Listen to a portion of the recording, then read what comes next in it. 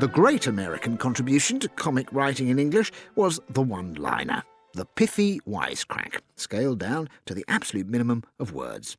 We hear it in the Hollywood films of Bob Hope, Jack Benny, the Marx Brothers, and modern-day American TV comedy. This sharp style of writing became an art form in the New York of the 1920s, and a past mistress was Dorothy Parker. Parker and her associates, like Robert Benchley and Alexander Woolcott, were founder members of an exclusive literary circle known as the Algonquin Club. The brittle, cynical mood of her writing captures forever the mood of America at that time during the Prohibition era, when the Wall Street crash was just around the corner. Here are a few of her literary darts. A book review. This is not a novel to be tossed aside lightly. It should be thrown aside with great force. Or, you know, that woman speaks 18 languages and she can't say no in any of them. Or, men seldom make passes at girls who wear glasses. Her short stories, though full of witty bobs, are often also moral fables, touching on racism, male chauvinism, or women's rights. In The Waltz, written in 1930, she entertainingly evokes the thoughts and feelings of a young girl trapped by social conventions. Oh, why, thank you so much. I'd adore to. I don't want to dance with him. I don't want to dance with anybody. And even if I did, it wouldn't be him. He'd be well down among the last 10. I've seen the way he dances. It looks like something you do on St. Walpurgis night. Just think. Not a quarter of an hour ago, here I was sitting, feeling so sorry for the poor girl he was dancing with, and now I'm going to be the poor girl. Well, well, isn't it a small world? And a peach of a world, too. A true little corker. Its events are so fascinatingly unpredictable, are not they? Here I was, minding my own business, not doing a stitch of harm to any living soul, and then he comes into my life, all smiles and city manners, to sue me for the favor of one memorable mazurker. Why, he scarcely knows my name, let alone what it stands for. It stands for despair, bewilderment, futility, degradation, and premeditated murder. But little does he wot. I don't wot his name either. I haven't any idea what it is. Jukes would be my guess from the look in his eyes. How do you do, Mr. Jukes? And how is that dear little brother of yours with the 2 heads?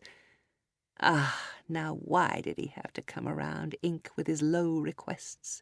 Why can't he let me lead my own life? I ask so little, just to be left alone in my quiet corner of the table to do my evening brooding over all my sorrows. And he must come with his bows and his scrapes and his may I have this ones? And I had to go and tell him that I'd adore to dance with him. I cannot understand why I wasn't struck right down dead. Yes, and being struck dead would look like a day in the country compared to struggling out a dance with this boy. But what could I do? Everyone else at the table had got up to dance except him and me. There was I, trapped like a trap in a trap. Oh, what can you say when a man asks you to dance with him? I most certainly will not dance with you. I'll see you in hell first. Why, thank you, I'd like to awfully, but I'm having labor pains. Oh, yes, do let's dance together. It's so nice to meet a man who isn't a scaredy cat about catching my berry. No, there was nothing for me to do but say I'd adore to. Well, we might as well get it over with. All right, Cannonball, let's run out on the field. You won the toss, you can lead. Oh, why, I think it's more of a waltz, really, isn't it? We might just listen to the music a second, shall we? Oh, yes, it's a waltz. Mind? Oh, why, I'm simply thrilled. I'd love to waltz with you. I'd love to waltz with you. I'd love to waltz with you. I'd love to have my tonsils out. I'd love to be in a midnight fire at sea. Well, it's too late now. We're getting underway. Oh. Oh, dear. Oh, dear. Oh, this is even worse than I thought it would be. I suppose that's the one dependable law of life. Everything is always worse than you thought it was going to be. Oh, if I had any real grasp of what this dance would be like, I'd have held out for sitting it out. Well, it'll probably amount to the same thing in the end. We'll be sitting it out on the floor in a minute if he keeps this up. I'm so glad I brought it to his attention that this is a waltz they're playing. Heaven knows what might have happened if he'd thought it was something fast. We'd have blown the sides right out the building. Oh, why does he always want to be somewhere that he isn't? Why can't we stay in one place just long enough to get acclimated?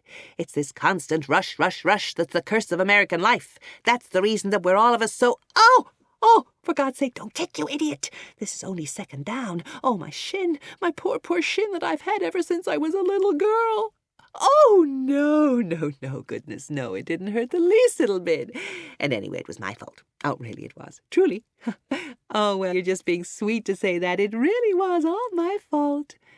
I wonder what I better do. Kill him this instant with my naked hands, or wait and let him drop in his traces. Maybe it's best not to make a scene. I guess I'll just lie low and watch the pace get him. He can't keep this up indefinitely. He's only flesh and blood. Die he must, and die he shall for what he did to me. I don't want to be of the oversensitive type, but you can't tell me that kick was unpremeditated. Freud says there are no accidents. I've led no cloistered life. I've known dancing partners who've spoiled my slippers and torn my dress, but when it comes to kicking, I am outraged womanhood. When you kick me in the shin, smile. Well, maybe he didn't do it maliciously. Maybe it's just his way of showing his high spirits. I suppose I ought to be glad that one of us is having such a good time. I suppose I ought to think myself lucky if he brings me back alive. Maybe it's captious to demand of a practically strange man that he leaves your shins as he found them. After all, the poor boy's doing the best he can. Probably grew up in the hill country and never had no learning. I bet they had to throw him on his back to get his shoes on him. Yes, it's lovely, isn't it? It's simply lovely. It's the loveliest waltz, isn't it? Oh, I think it's lovely, too. Why, I'm getting positively drawn to the triple threat here. He's my hero. He has the heart of a lion and the sinews of a buffalo. Look at him. Never a thought of the consequences, never afraid of his face, hurling himself into every scrimmage, eyes shining, cheeks ablaze. And shall it be said that I hung back? No, 1,000 times no! What's it to me if I have to spend the next couple of years in a plaster cast? Come on, Butch, right through him. Who wants to live forever? Oh dear. Oh, he's all right, thank goodness. For a while I thought they'd have to carry him off the field. I couldn't bear to have anything happen to him. I love him. I love him better than anybody in the world. Look at the spirit he gets into a dreary, commonplace waltz. How effete the other dancers seem beside him. He is youth and vigour and courage. He is strength and gaiety and... Get off my instep, you hulking peasant! What do you think I am anyway, a gangplank? No, of course it didn't hurt. Why, it didn't a bit. Honestly, and it was all my fault. You see, that little step of yours, well, it's perfectly lovely, but it's just a tiny bit tricky to follow at first. Oh, did you work it up yourself? You really did. Well, aren't you amazing? Oh, now I think I've got it. Oh, I think it's lovely. I was watching you do it when you were dancing before. It's awfully effective when you look at it. It's awfully effective when you look at it. I bet I'm awfully effective when you look at me. My hair is hanging along my cheeks. My skirt is swaddling about me. I can feel the cold damp on my brow. I must look like something out of the fall of the House of Usher. This sort of thing takes a fearful toll of a woman my age. And he worked up his little step himself. He, with his degenerate cunning. And it was just a teeny bit tricky at first, but now I think I've got it. 2 stumbles, slip, and a 20-yard dash. Yes, I've got it. I've got several other things, too, including a split shin and a bitter heart. I hate this creature I'm chained to. I hated him the moment I saw his leering, bestial face. And here I've been locked in his noxious embrace for the 35 years this waltz has lasted. Is that orchestra never going to stop playing? Or must this obscene travesty of a dance go on until hell burns out? Oh, they're going to play another encore. Oh, goody. Oh, that's lovely. Tired? I should say I'm not tired. I'd like to go on like this forever.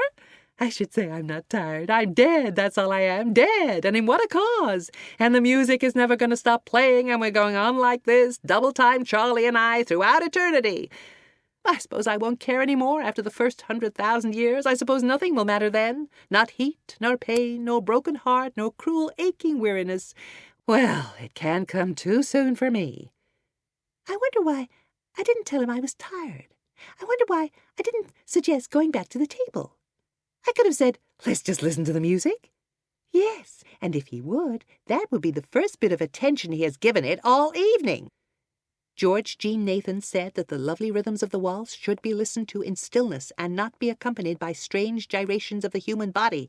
I think that's what he said. I think it was George G. Nathan, anyhow. Whatever he said and whoever he was and whatever he's doing now, he's better off than I am. That's safe. Anybody who isn't waltzing with this Mrs. O'Leary's cow I've got here is having a good time. Still, if we were back at the table, I'd probably have to talk to him. Look at him. What could you say to a thing like that? Did you go to the circus this year? What's your favorite kind of ice cream? How do you spell cat? I guess I'm as well off here. As well off as if I were in a cement mixer in full action. I'm past all feeling now. The only way I can tell when he steps on me is that I can hear the splintering of bones. And all the events of my life are passing before my eyes. There was the time I was in a hurricane in the West Indies. There was the day I got my head cut open in the taxi smash. There was the night the drunken lady threw a bronze ashtray at her own true love and got me instead. There was that summer that the sailboat kept capsizing. Oh, what an easy, peaceful time was mine until I fell in with Swifty here. I didn't know what trouble was before I got drawn into this dance macabre. I think my mind is beginning to wander. It almost seems to me as if the orchestra was stopping. It couldn't be, of course. It could never, never be. And yet, in my ears, there is a silence, like the sound of angel voices. Oh, they've stopped. The mean things. They're not going to play any more. Oh, darn. Oh. Oh, do you think they would? Do you really think so, if you gave them $20? Oh, that would be lovely. And look, do tell them to play this same thing. I'd simply adore to go on waltzing.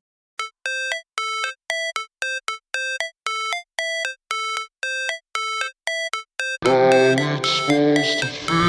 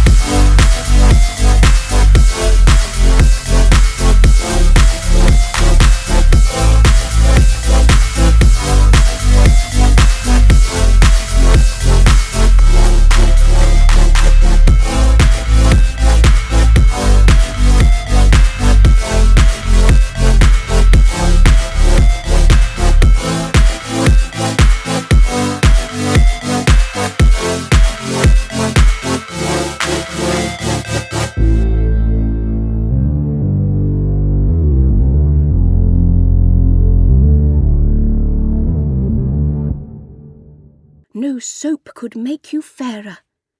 Then he dashed off, very embarrassed, to dress. Ethel blushed and felt a bit excited as she heard the words, and she put on a new white muslin dress in a fit of high spirits. She looked very beautiful, with some red roses in her hat, and the dainty red rouge in her cheeks looked quite the thing. Bernard heaved a sigh, and his eyes flashed as he beheld her, and Ethel thought to herself what a fine type of manhood he represented, with his nice thin legs in pale brown trousers and well-fitting spats, and a red rose in his buttonhole, and rather a sporting cap, which gave him a great air, with its quaint check and little flaps to pull down if necessary. Off they started, the envy of all the waiters. They arrived at Windsor very hot from the journey, and Bernard at once hired a boat to row his beloved up the river. Ethel could not row, but she much enjoyed seeing the tough sunburnt arms of Bernard tugging at the oars as she lay among the rich cushions of the dainty boat. She had a rather lazy nature, but Bernard did not know of this. However, he soon got dog-tired and suggested lunch by the mossy bank. "Oh, yes," said Ethel, quickly opening the champagne. "Don't spill any," cried Bernard, as he carved some chicken. They ate and drank deeply of the charming viands, ending up with meringues and chocolates. "Let us now bask under the spreading trees," said Bernard, in a passionate tone. "Oh, yes, let's," said Ethel, and she opened her dainty parasol and sank down upon the long green grass. She closed her eyes, but she was far from asleep. Bernard sat beside her in profound silence, gazing at her pink face and long wavy eyelashes. He puffed at his pipe for some moments, while the larks gaily carolled in the blue sky. Then he edged a trifle closer to Ethel's form. "Ethel," he murmured in a trembly voice. "Oh, what is it?" said Ethel, hastily sitting up. "Words fail me," ejaculated Bernard hoarsely. "My passion for you is intense," he added fervently. "It has grown day and night since I first beheld you." "Oh," said Ethel in surprise, "I am not prepared for this," and she leant back against the trunk of the tree. Bernard placed one arm tightly round her. "When will you marry me, Ethel?" he uttered. "You must be my wife. It has come to that. I love you so intently that if you say no, I shall perforce dash my body to the brink of yon muddy river," he panted wildly. "Oh, don't do that," implored Ethel, breathing rather hard. "Then say you love me," he cried. "Oh, Bernard," she sighed fervently, "I certainly love you madly. You are to me like a heathen god," she cried, looking at his manly form and handsome flashing face. "I will indeed marry you." "How soon?" gasped Bernard, gazing at her intensely. "As soon as possible," said Ethel, gently closing her eyes. "My darling," whispered Bernard, and he seized her in his arms. "We will be married next week." "Oh, Bernard," muttered Ethel, "this is so sudden." "No, no," cried Bernard, and taking the bull by both horns, he kissed her violently on her dainty face. "My bride-to-be," he murmured several times. Ethel trembled with joy as she heard the mystic words. "Oh, Bernard," she said, "little did I ever dream of such as this." And she suddenly fainted into his outstretched arms. "Oh, I say," gasped Bernard, and laying the dainty burden on the grass, he dashed to the water's edge and got a cupful of the fragrant river to pour on his true love's pallid brow. She soon came to and looked up with a sickly smile. "Take me back to the Gaiety Hotel," she whispered faintly. Chapter 10. Preparing for the Fray. The next few days were indeed busy for Ethel and Bernard. First of all, Ethel got some dainty pink notepaper with a silver crest on it, and sent out invitations in the following terms to all their friends. "Miss Ethel Montague will be married to Mr. Bernard Clark at Westminster Abbey on June 10th. Your company is requested there at 2:30 sharp, and afterwards for refreshment at the Gaiety Hotel. RSVP." Having posted heaps of these and got several replies, Ethel began to order her wedding dress, which cost a good bit. She chose a rich satin with a humped pattern of gold on the pure white, and it had a long train edged with arum lilies. Her veil was of pure lace, with a crown of orange blossom. Her bouquet she ordered to be of white dog daisies, St. Joseph lilies, and orange blossoms tied up with a pale blue satin ribbon. "You will indeed be a charming spectacle, my darling," gasped Bernard as they left the shop. Then they drove to the tailor, where Bernard ordered an elegant black suit with coat-tails lined with crimson satin, and a pale lavender tie, and an opera hat of the same hue, and he intended to wear violets in his buttonholes, also his best white spats, diamond studs, and a few extras of costly air.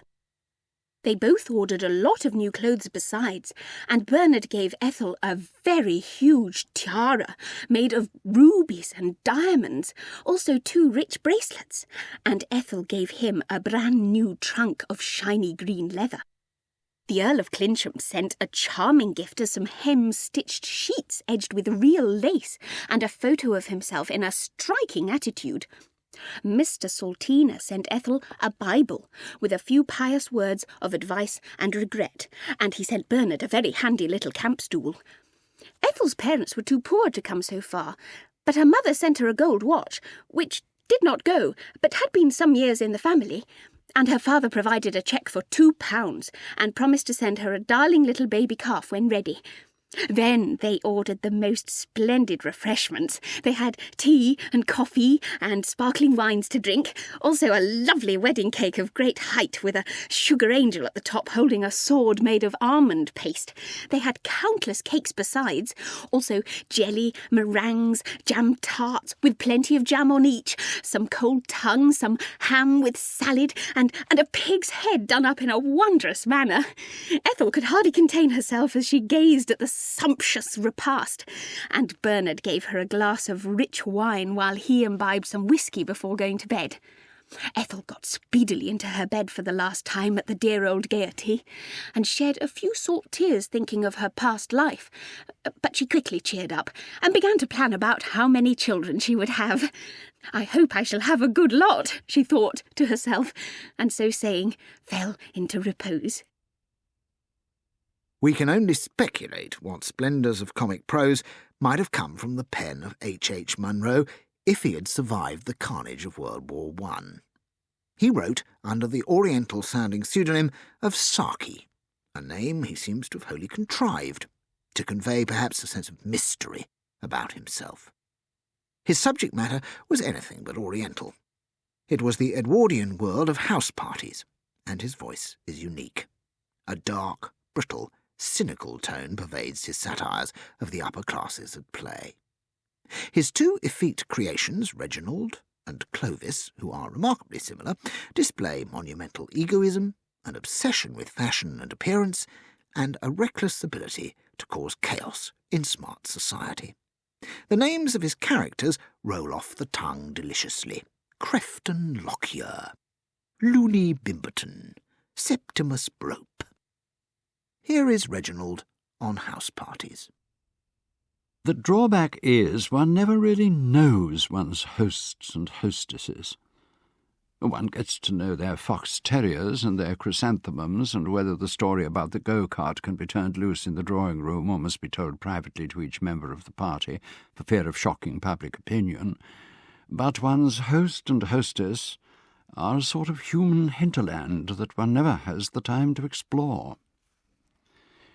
There was a fellow I stayed with once in Warwickshire who farmed his own land, but was otherwise quite steady. Should never have suspected him of having a soul. Yet not very long afterwards he eloped with a lion-tamer's widow and set up as a golf instructor somewhere on the Persian Gulf.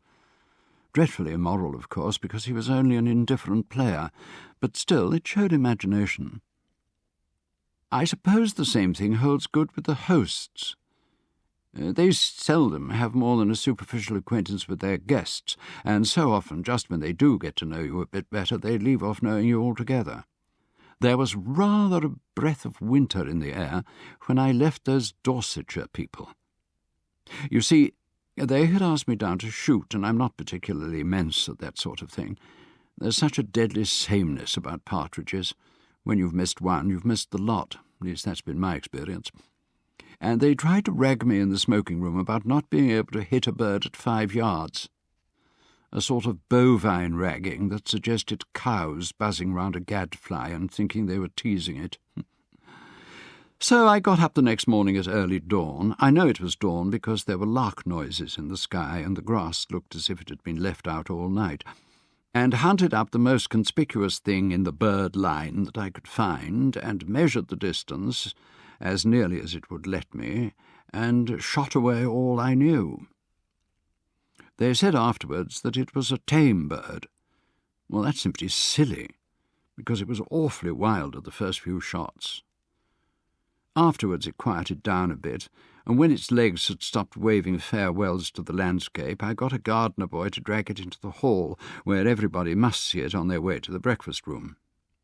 I breakfasted upstairs myself. I gathered afterwards that the meal was tinged with a very unchristian spirit.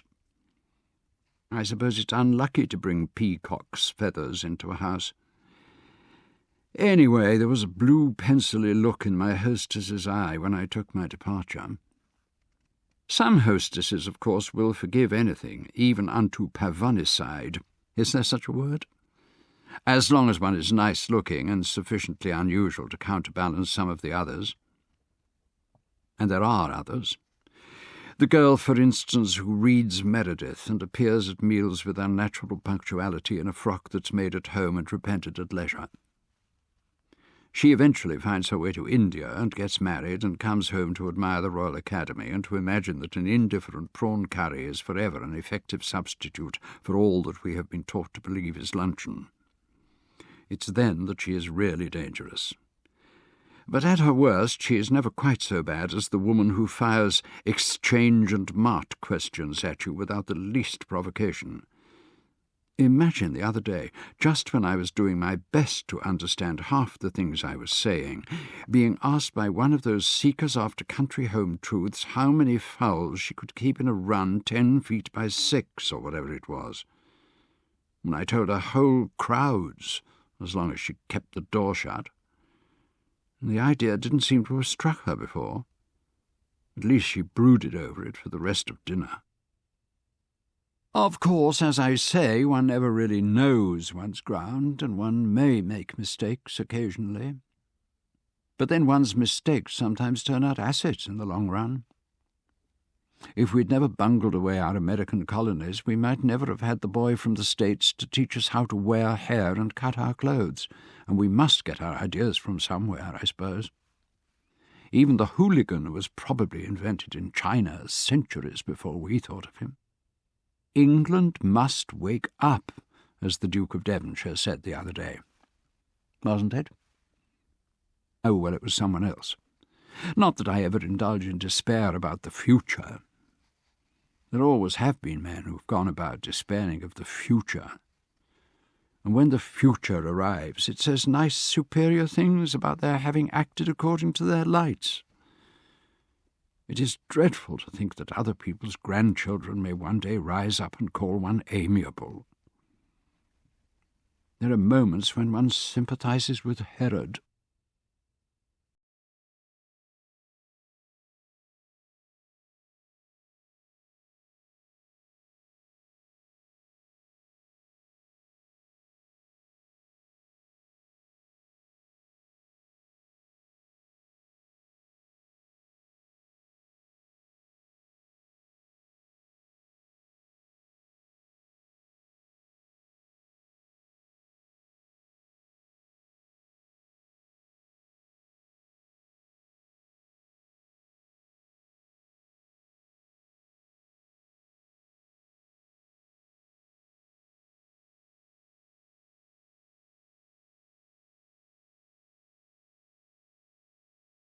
Likely named characters may bring to mind another great comic writer who inhabited the same territory, P.G. Wodehouse.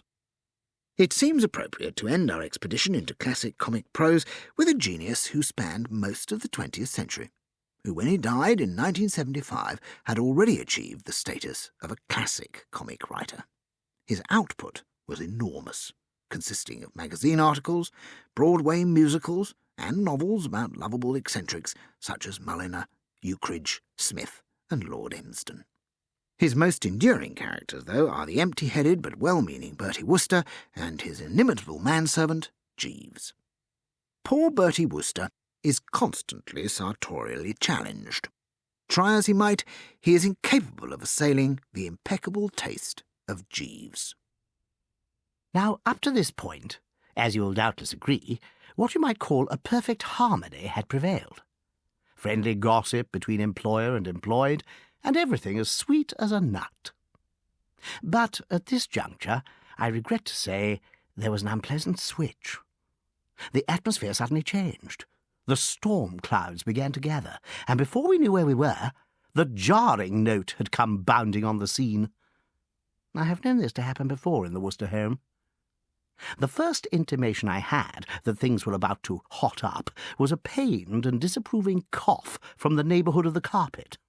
For during the above exchanges, I should explain, while I, having dried the frame, had been dressing in a leisurely manner, donning here a sock, there a shoe, and gradually climbing into the vest, the shin, the tie, and the knee-length, Jeeves had been down on the lower level, unpacking my effects. He now rose, holding a white object, and at the sight of it I realized that another of our domestic crises had arrived. Another of those unfortunate clashes of will between two strong men, and that Bertram, unless he remembered his fighting ancestors and stood up for his rights, was about to be put upon. I don't know if you were at Cannes this summer. If you were, you will recall that anybody with any pretensions to being the life and soul of the party was accustomed to attend binges at the casino in the ordinary evening wear trouserings, topped to the north by a white mess jacket with brass buttons. And ever since I had stepped aboard the blue train at Cannes station, I had been wondering, on and off, how mine would go with Jeeves. In the matter of evening costume, you see, Jeeves is hidebound and reactionary. I had had trouble with him before about soft-bosomed shirts. And while these mess jackets had, as I say, been all the rage, tout ce qu'il y a de chic on the Côte d'Azur, I had never concealed it from myself, even when treading the measure at the Palm Beach Casino, in the one I had hastened to buy, that there might be something of an upheaval about it on my return. I prepared to be firm. "Yes, Jeeves," I said, and though my voice was suave, a close observer in a position to watch my eyes would have noticed a steely glint. Nobody has a greater respect for Jeeves's intellect than I have, but this disposition of his to dictate to the hand that fed him had got, I felt, to be checked. This mess jacket was very near to my heart, and I jolly well intended to fight for it with all the vim of grand old Sieur de Wooster at the Battle of Agincourt. "Yes, Jeeves," I said. "Something on your mind, Jeeves?" "I fear that you inadvertently left Cannes in the possession of a coat belonging to some other gentleman, sir." I switched on the Steely a bit more. "No, Jeeves," I said in a level tone. "The object under advisement is mine. I bought it out there." "You wore it, sir?" "Every night." "But surely you are not proposing to wear it in England, sir?" I saw we had arrived at the nub. "Yes, Jeeves." "But, sir—" "You were saying, Jeeves?" "It is quite unsuitable, sir." "I do not agree with you, Jeeves. I anticipate a great popular success for this jacket. It is my intention to spring it on the public tomorrow at Pongo Twistleton's birthday party, where I confidently expect it to be one long scream from start to finish. No argument, Jeeves, no discussion. Whatever fantastic objection you may have taken to it, I wear this jacket."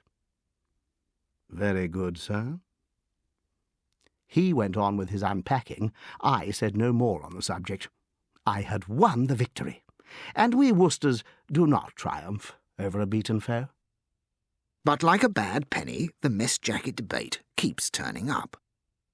"You're all wrong about that mess jacket, Jeeves." "These things are matters of opinion, sir." "When I wore it at the casino in Cannes, beautiful women nudged one another and whispered, 'Who is he?'"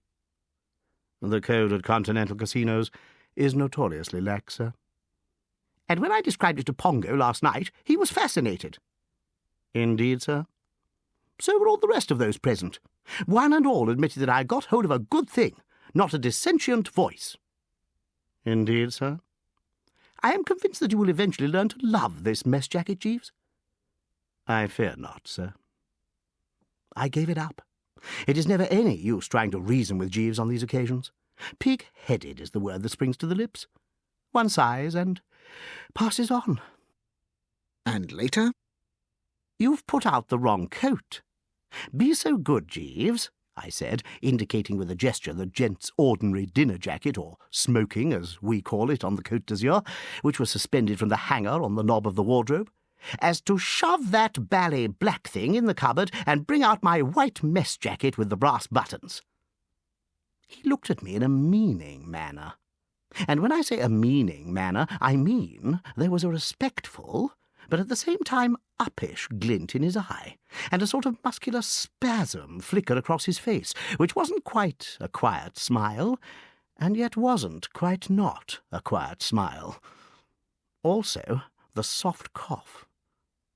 I regret to say, sir, that I inadvertently omitted to pack the garment to which you refer. I know you did, Jeeves, I said, but I didn't. You will find it on a chair in the hall in a brown paper parcel. The information that his low manoeuvres had been rendered null and void, and that the thing was on the strength after all, must have been the nastiest of jars. But there was no play of expression on his finely chiselled to indicate it. There very seldom is on Jeeves F.C. In moments of discomfort, as I had told Tuppy, he wears a mask, preserving throughout the quiet stolidity of a stuffed moose. You might just slide down and fetch it, will you? Very good, sir. Right-ho, Jeeves. Eventually, Jeeves has to judiciously resolve the tense situation. Something on our mind, Jeeves? Yes, sir. I should have mentioned it earlier, but in the evening's disturbance it escaped my memory. I fear I have been remiss, sir. Yes, Jeeves, I said, champing contentedly. In the matter of your mess jacket, sir. A nameless fear shot through me, causing me to swallow a mouthful of omelette the wrong way. I am sorry to say, sir, that while I was ironing it this afternoon, I was careless enough to leave the hot instrument upon it. I very much fear that it will be impossible for you to wear it again, sir. One of those pregnant silences filled the room. I am extremely sorry, sir. For a moment, I confess, that generous wrath of mine came bounding back, hitching up its muscles and snorting a bit through the nose. But, as we say on the Riviera, à quoi sert-il? There was nothing to be gained by G.W. now. We Worcesters can bite the bullet. I nodded moodily and speared another slab of omelette. Right-ho, Jeeves. Very good, sir. There is a recurring pattern in the Jeeves books where young women are concerned. Bertie, to help out a lovesick friend, volunteers to put the friend's case to the girl in question, with predictable results. How different it all would have been, I could not but reflect, if this girl had been the sort of girl one chirrups cheerily to over the telephone, and takes for spins in the old two-seater. In that case, I would simply have said, "Listen," and she would have said, "What?" And I would have said, "You know Gussie Finknottle," and she would have said, "Yes," and I would have said, "He loves you," and she would have said, either, "What, that mutt? Well, thank heaven for one good laugh today," or else, in a more passionate vein, "Hot dog, tell me more." I mean to say, in either event, the whole thing would have been over and done with in under a minute. But with the Basset, something less snappy and a good deal more glutinous was obviously indicated. What with all this daylight-saving stuff, we had hit the great open spaces at a moment when twilight had not yet begun to cheese it in favour of the shades of night. There was a fag end of sunset still functioning. Stars were beginning to peep out. Bats were fooling around. The garden was full of the aroma of those niffy white flowers which only start to put in their heavy work at the end of the day. In short, the glimmering landscape was fading on the sight, and all the air held a solemn stillness, and it was plain that this was having the worst effect on her. Her eyes were enlarged, and her whole map a good deal too suggestive of the soul's awakening for comfort. Her aspect was that of a girl who was expecting something fairly fruity from Bertram. In these cirques, conversation inevitably flagged a bit. I am never at my best when the situation seems to call for a certain soupiness, and I've heard other members of the drone say the same thing about themselves. I remember Pongo Twistleton telling me that he was out in a gondola with a girl by moonlight once, and the only time he spoke was to tell her that old story about the chap who was so good at swimming that they made him a traffic cop in Venice. Fell rather flat, he assured me, and it wasn't much later when the girl said she thought it was getting a little chilly, and how about pushing back to the hotel. So now, as I say, the talk rather hung fire. It had been all very well for me to promise Gussie that I would cut loose to this girl about aching hearts, but you want a cue for that sort of thing. And when, toddling along, we reached the edge of the lake and she finally spoke, conceive my chagrin when I discovered that what she was talking about was stars. Not a bit of good to me. "Oh, look," she said. She was a confirmed oh-looker. I had noticed this at Cannes, where she had drawn my attention in this manner on various occasions to such diverse objects as a French actress, a Provençal filling station, the sunset over the Estorelles, Michael Arlen, a man selling coloured spectacles, the deep velvet blue of the Mediterranean, and the late mayor of New York in a striped one-piece bathing suit. "Oh, look at that sweet little star up there, all by itself." I saw the one she meant, a little chap operating in a detached sort of way above a spinney. "Yes," I said. "I wonder if it feels lonely." "Oh, I shouldn't think so." "A fairy must have been crying." "Eh?" "Don't you remember? Every time a fairy sheds a tear, a wee bit star is born in the Milky Way. Have you ever thought that, Mr. Wooster?" I never had. Most improbable, I considered. However, I was in no mood to dissect and criticise. I saw that I had been wrong in supposing that the stars were not germane to the issue. Quite a decent cue they had provided, and I leapt on it promptly. Talking of shedding tears, but she was now on the subject of rabbits, several of which were messing about in the park to our right. "Oh, look, the little bunnies." Talking of shedding tears, don't you love this time of the evening, Mr. Wooster, when the sun has gone to bed and all the bunnies come out to have their little suppers? When I was a child, I used to think that rabbits were gnomes, and that if I held my breath and stayed quite still, I should see the Fairy Queen." Indicating with a reserved gesture that this was just the sort of loony thing I should have expected her to think as a child, I returned to the point. "Talking of shedding tears," I said firmly, "it may interest you to know that there is an aching heart in Brinkley Court." This held her. She cheesed the rabbit theme. Her face, which had been aglow with what I supposed was a pretty animation, clouded. She unshipped a sigh that sounded like the wind going out of a rubber duck. "Ah, yes. Life is very sad, isn't it?" "It is for some people. This aching heart, for instance." "Those wistful eyes of hers, drenched irises, and they used to dance like elves of delight, and all through a foolish misunderstanding about a shark. What a tragedy misunderstandings are! That pretty romance broken and over, just because Mr. Glossop would insist that it was a flatfish." I saw that she had got the wires crossed. "I'm not talking about Angela." "But her heart is aching." "I know it's aching, but so is somebody else's." She looked at me perplexed. "Somebody else? Mr. Glossop's, you mean?" "No, I don't." "Mrs. Travis's?" The exquisite code of politeness of the Woosters prevented me clipping her one on the ear-hole, but I would have given a shilling to be able to do it. There seemed to me something deliberately fat-headed in the way she persisted in missing the gist. No, not Aunt Dahlia's either. "I'm sure she is dreadfully upset." "Quite. But this heart I'm talking about isn't aching because of Tuppy's row with Angela. It's aching for a different reason altogether. I mean to say, dash it, you know why hearts ache. She seemed to shimmy a bit. Her voice, when she spoke, was whispery. You mean for love? Absolutely, right on the bullseye, for love. Oh, Mr. Wooster. I take it you believe in love at first sight? I do indeed. Well, that's what's happened to this aching heart. It fell in love at first sight, and ever since it's been eating itself out, as I believe the expression is. It's having the dickens of a time. Can't eat, can't sleep, all for love of you. And what makes it also particularly rotten is that it, this aching heart, can't bring itself up to the scratch and tell you the position of affairs, because your profile has gone and given it cold feet. Just as it is about to speak, it catches sight of you sideways, and words fail it. Silly, of course, but there it is.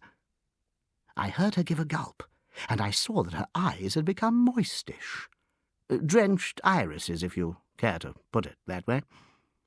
Lend you a handkerchief? No, thank you. I'm quite all right. It was more than I could say for myself. My efforts had left me weak.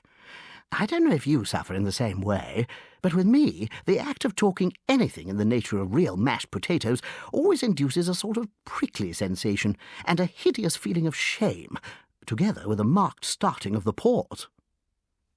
Please don't say any more, Mr. Wooster. Well, I wasn't going to, of course.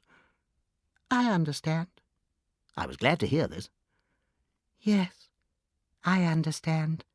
I won't be so silly as to pretend not to know what you mean. I suspected this at Cannes, when you used to stand and stare at me without speaking a word, but with whole volumes in your eyes. If Angela's shark had bitten me in the leg, I couldn't have leapt more convulsively. So tensely had I been concentrating on Gus's interests that it hadn't so much as crossed my mind that another and an unfortunate construction could be placed on those words of mine. The persp already bedewing my brow became a regular Niagara. My whole fate hung upon a woman's word. I mean to say, I couldn't back out. If a girl thinks a man is proposing to her, and on that understanding books him up, he can't explain to her that she has got hold of entirely the wrong end of the stick, and that he hadn't the smallest intention of suggesting anything of the kind. He must simply let it ride. And the thought of being engaged to a girl who talked openly about fairies being born because stars blew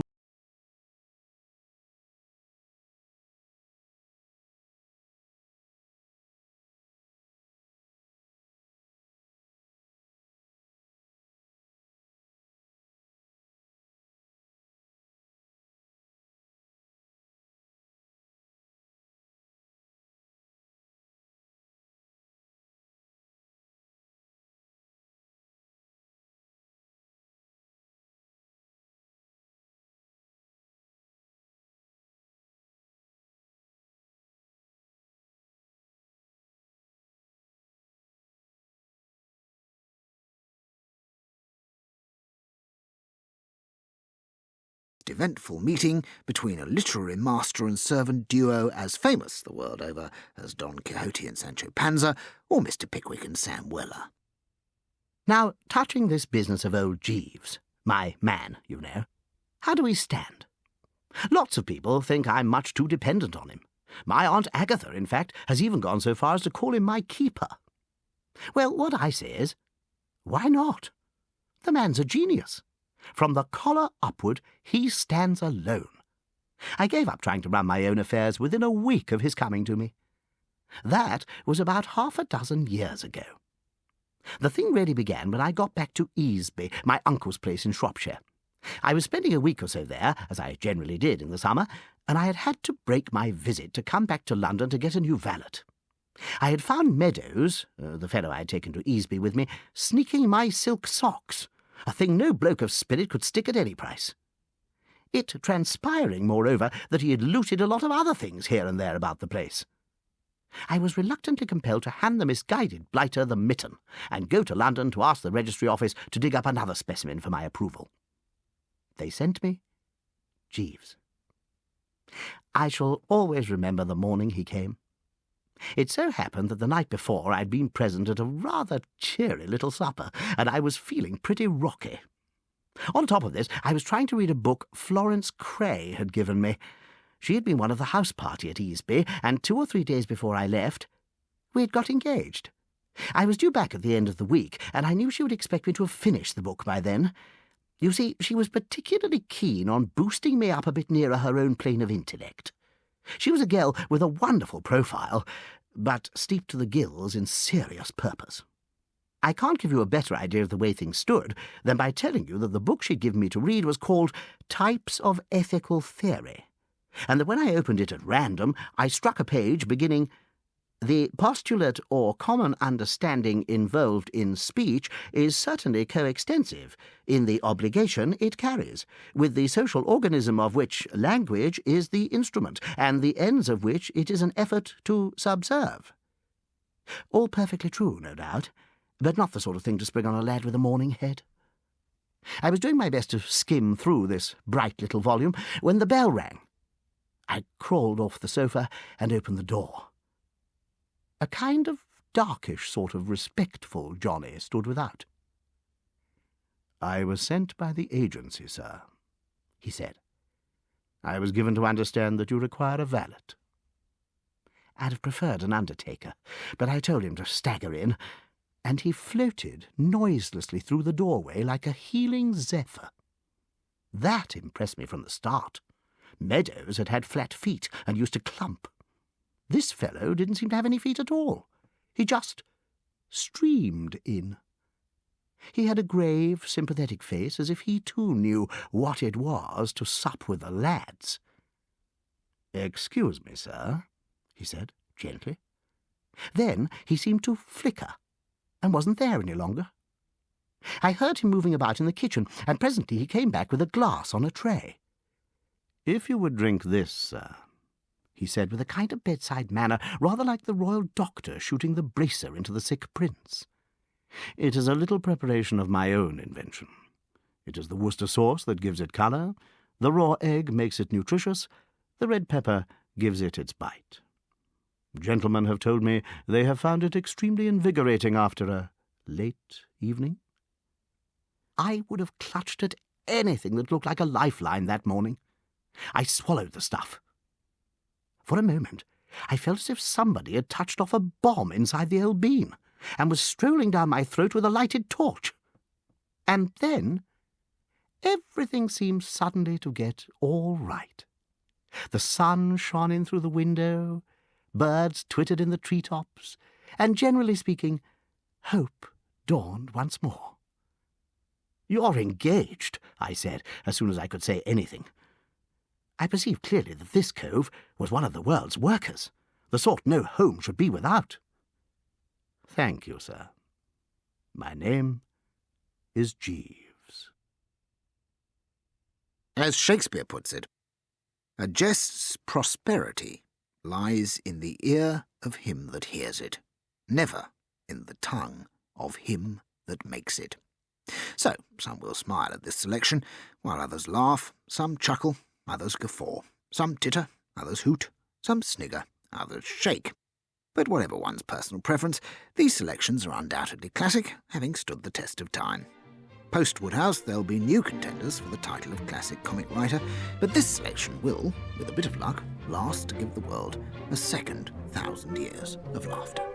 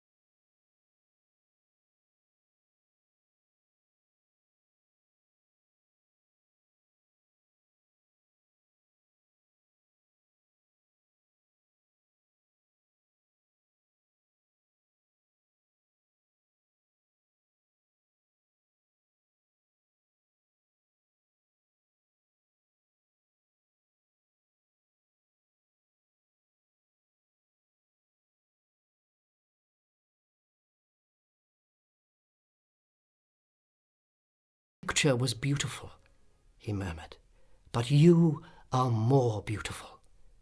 And the little princess blushed. "She was like a white rose before," said a young page to his neighbour, "but she is like a red rose now." And the whole court was delighted. For the next 3 days everybody went about saying, "White rose, red rose, red rose, white rose," and the king gave orders that the page's salary was to be doubled.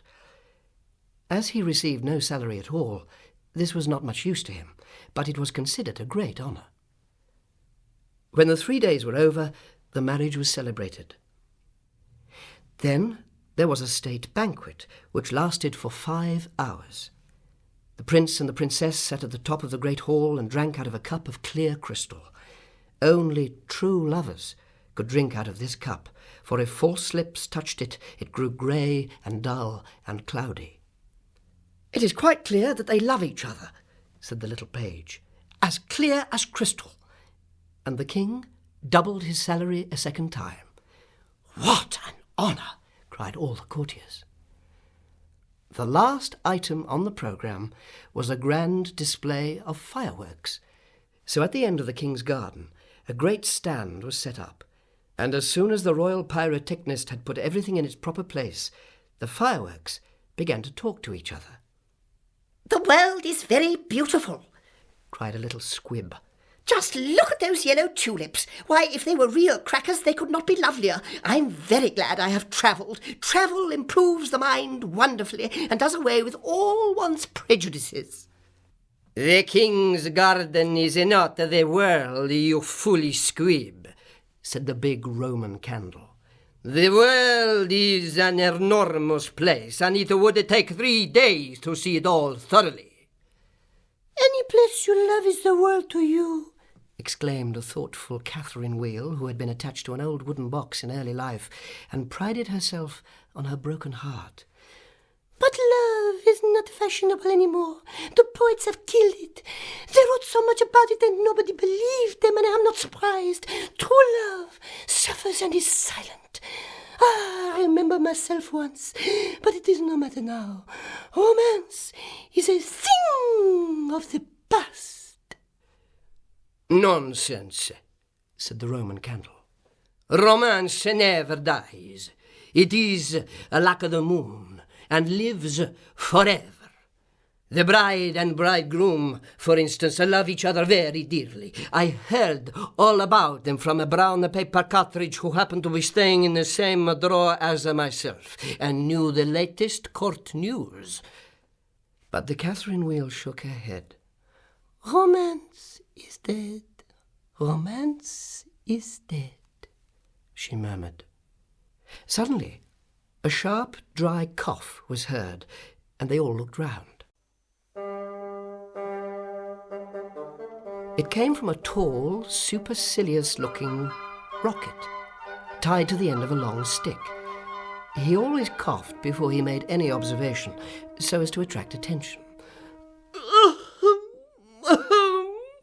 He said, and everybody listened except the poor Catherine Wheel, who was still shaking her head and murmuring, "Romance is dead."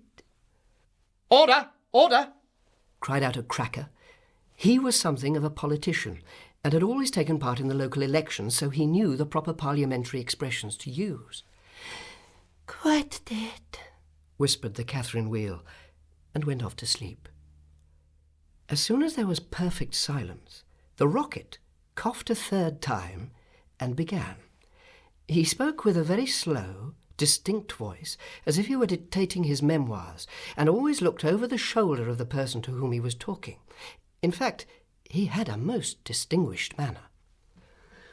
"How fortunate it is for the king's son," he remarked, "that he is to be married on the day when I am to be let off. Really, if it had been arranged beforehand, it could not have turned out better for him. But princes are always lucky." "Dear me," said the squib, "I thought it was quite the other way round, and that we were to be let off in the prince's honour." "It may be so with you," he answered, Indeed, I have no doubt that it is, but with me it is different. I am a very remarkable rocket, and come of remarkable parents. My mother was the most celebrated Catherine Wheel of her day. When she made her great public appearance, she spun round 19 times before she went out, and each time she threw out into the air 11 pink stars. She was 3 feet in diameter and made of the very best gunpowder. My father was a rocket like myself and of French extraction. He flew so high that people were afraid that he would never come down again.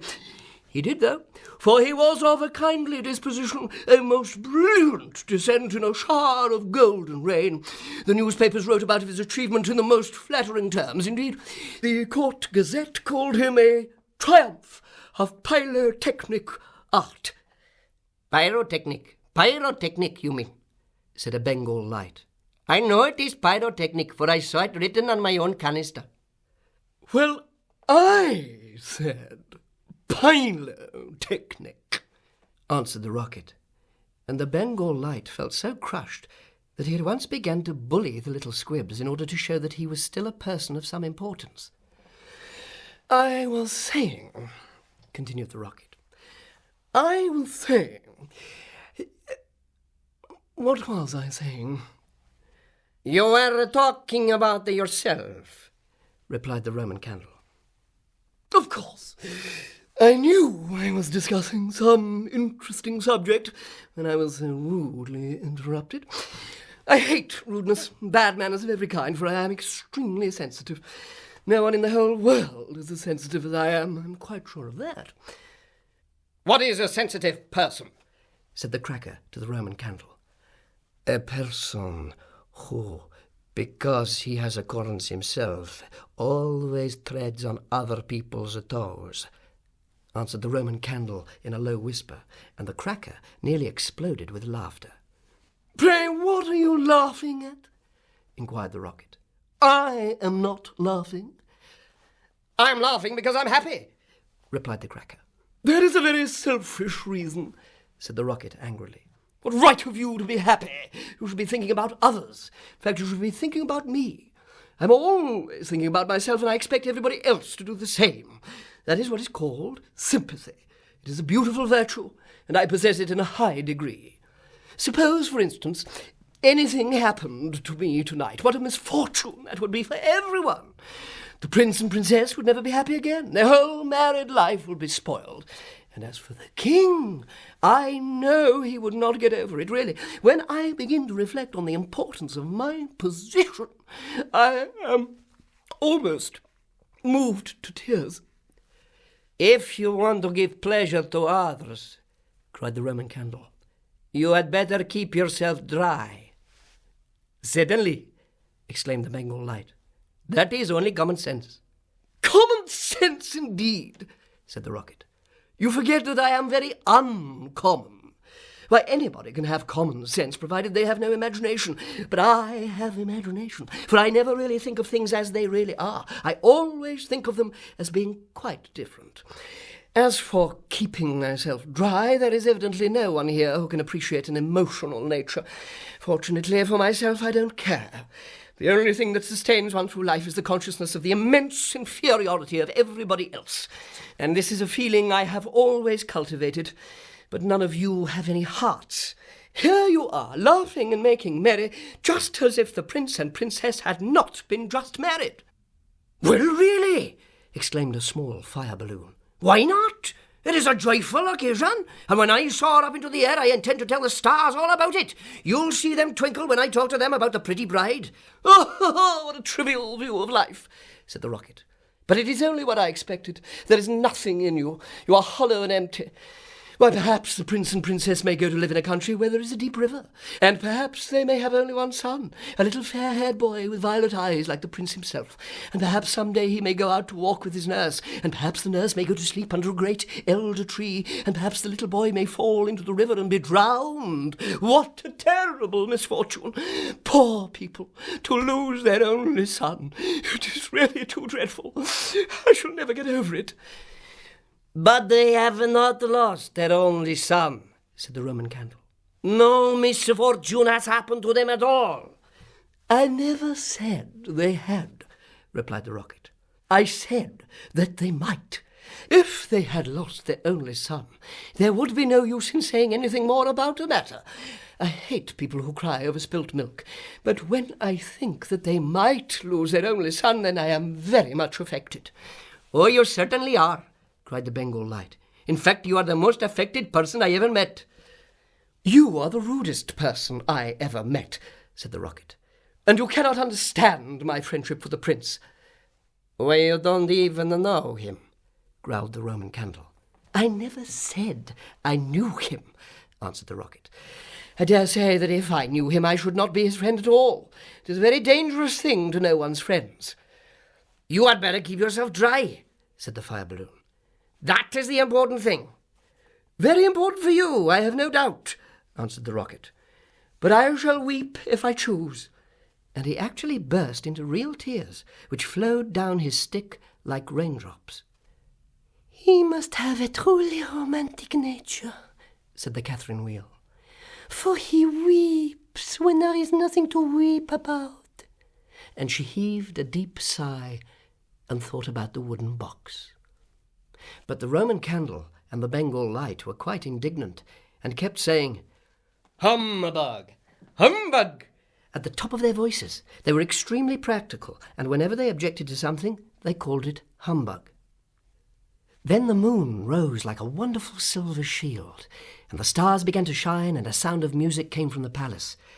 The Prince and the Princess were leading the dance. They danced so beautifully that the tall white lilies peeped in at the window and watched them, and the tall red poppies nodded their heads and beat time. Then 10 o'clock struck, and then 11, and then 12, and at the last stroke of midnight everyone came out on the terrace. "Let the fireworks begin," said the King.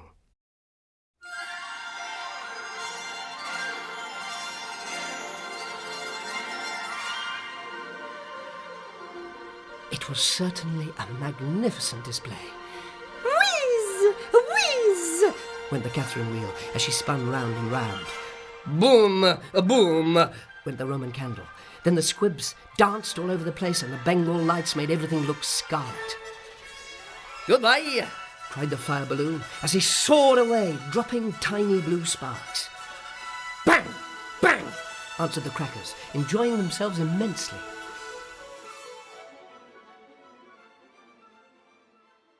Everyone was a great success, except the remarkable Rocket. He was so damp with crying that he could not go off at all. The best thing in him was the gunpowder, and that was so wet with tears it was no use. All his poor relations, to whom he would never speak, except with a sneer, shot up into the sky like wonderful golden flowers with blossoms of fire. "Huzzah!" cried the court, and the little princess laughed with pleasure. "I suppose they are reserving me for some grand occasion," said the Rocket. "No doubt that is what it means," and looked more supercilious than ever. The next day, the workmen came to put everything tidy. "This is evidently a deputation," said the Rocket. "I will receive them with becoming dignity." So he put his nose in the air and began to frown severely, as if he were thinking about some very important subject. But they took no notice of him at all, till they were just going away. Then one of them caught sight of him. "Hello!" he cried. "What a bad rocket!" and threw him over the wall into the ditch. "Bad rocket? Bad rocket?" he said, as he whirled through the air. "Impossible! Grand rocket, that is what the man said. Bad and grand sound very much the same. Indeed, they often are the same." And he fell into the mud. "It is not comfortable here," he remarked, "but no doubt it is some fashionable watering place, and they have sent me away to restore my health. My nerves are very much shattered, and I require a rest." Then a little frog, with bright jewelled eyes and a green mottled coat, swam up to him. "A new arrival, I see. said the Frog. "Well, after all, there is nothing like mud. Do you think it will be a wet afternoon? I am sure I hope so. But the sky is quite blue and cloudless. What a pity." said the Rocket. "What a delightful voice you have," cried the Frog. "Really, it is quite like a croak, and croaking is, of course, the most musical sound in the world. It is so entrancing that everybody lies awake to listen. In fact, only yesterday I heard the farmer's wife say to her mother she could not get a wink of sleep at night on account of it. It is most pleasing to find oneself so popular." said the Rocket angrily. He was very much annoyed that he could not get a word in. "A delightful voice," continued the Frog. "I'm off to look for my daughters. I have 6 beautiful daughters, and I'm so afraid the Pike may meet them. He would have no hesitation in breakfasting off them. Well, goodbye. I have enjoyed our conversation very much, I assure you." "Conversation, indeed," said the Rocket. "You have talked the whole time yourself. That is not a conversation." "Somebody must listen," answered the Frog. "And I like to do the talking myself. It saves time and prevents arguments." "But I like arguments," said the Rocket. "I hope not," said the Frog complacently. "Arguments are extremely vulgar. Everybody in good society holds exactly the same opinions. Goodbye a second time. I see my daughters in the distance." And the little Frog swam away. "You are a very irritating person," said the Rocket. "Very ill-bred. I hate people who want to talk about themselves as you do, when one wants to talk about oneself as I do. It is what I call selfishness, and selfishness is a detestable thing, especially to one of my temperament, for I am well known for my sympathetic nature. In fact, you should take example by me. You could not possibly have a better model. Of course, you know nothing of these matters. You are a provincial." "There is no good talking to him," said a dragonfly sitting on top of a large brown bulrush. "No good at all. He has gone away." "Well, that is his loss, not mine," answered the Rocket. "I'm not going to stop talking to him merely because he does not pay attention. I like hearing myself talk. It is one of my greatest pleasures. I often have long conversations all by myself, and I'm so clever that sometimes I don't understand a single word of what I'm saying." "Then you should certainly lecture on philosophy," said the dragonfly, and he spread a pair of lovely gauze wings and soared away into the sky. "How very silly of him not to stay here," said the Rocket. "I'm sure that he has not often got much chance of improving his mind. However, I don't care a bit. Genius like mine is sure to be appreciated some day." And he sunk down a little deeper into the mud.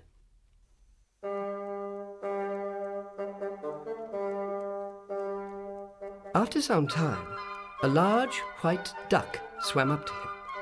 She had yellow legs and webbed feet, and was considered a great beauty on account of her waddle. "Quack, quack, quack," she said. "What a curious shape you are. May I ask if you were born like that, or is it the result of an accident?" "It is quite evident that you have always lived in the country," answered the Rocket. "Otherwise you would know who I am. However, I excuse your ignorance. You will no doubt be surprised to hear that I can fly up into the sky and come down again in a shower of golden rain." "I don't think much of that," said the duck, "as I cannot see what use it is to anyone. Now, if you could plough the fields like the ox, or look after the sheep like the collie dog, that would be something." "My good creature," cried the Rocket, "I see you belong to the lower orders. A person of my position is never useful. We have certain accomplishments, and that is more than sufficient. Indeed, I have always been of the opinion that hard work is simply the refuge of people who have nothing whatever to do." "Well, well," said the duck, who never quarrelled with anyone. "Everybody has different tastes. I hope at any rate you're going to take up residence here." "Oh, dear, no," cried the Rocket. "I'm merely a visitor, a distinguished visitor. I find this place rather tedious. I shall probably go back to court, for I know that I am destined to make a sensation in the world."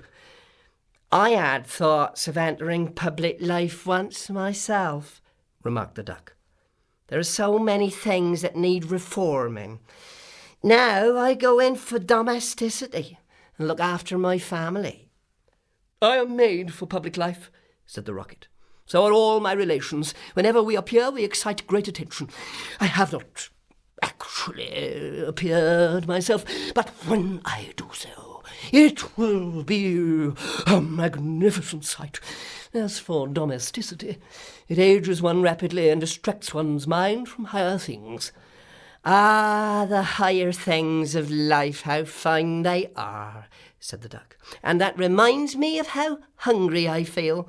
And she swam away down the stream, saying, quack, quack, quack. Come back, screamed the rocket. I have a great deal to say to you. But the duck paid no attention. I am glad that she has gone, he said to himself. She had a decidedly middle-class mind.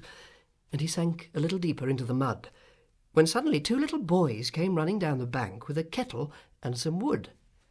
Look at this old stick, cried one of the boys. I wonder how it came here. And he picked the rocket out of the ditch. Old stick, said the rocket. Impossible. Gold stick, that is what he said. Gold stick is very complimentary. Let us put it into the fire, said the other boy. It will help to boil the kettle. So they piled up the wood and put the rocket on top and lit the fire. Magnificent, cried the rocket. They are going to let me off in broad daylight so that everyone can see me. We'll go to sleep now, and when we wake up the kettle will be boiled, said the boys, and they lay down on the grass and shut their eyes. The rocket was very damp and took a long time to burn. At last the fire caught him. Now I'm going off, he cried, and he made himself very stiff and straight. I know I shall go much higher than the stars, much higher than the moon, much higher than the sun. In fact, I shall go so high that fizz, fizz, fizz, and he went straight up into the air. Delightful, he cried. I shall go on like this forever. What a success I am!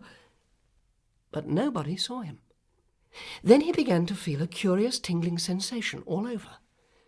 Now I'm going to explode, he cried. I shall set the whole world on fire and make such a noise that nobody will talk about anything else for a whole year. And he certainly did explode. Bang, bang, bang went the gunpowder. There was no doubt about it. But nobody heard him. Not even the 2 little boys, for they were sound asleep. Then all that was left was the stick, and this fell on the back of a goose who was taking a walk by the ditch. Heavens, cried the goose, it is going to rain sticks, and she rushed into the water.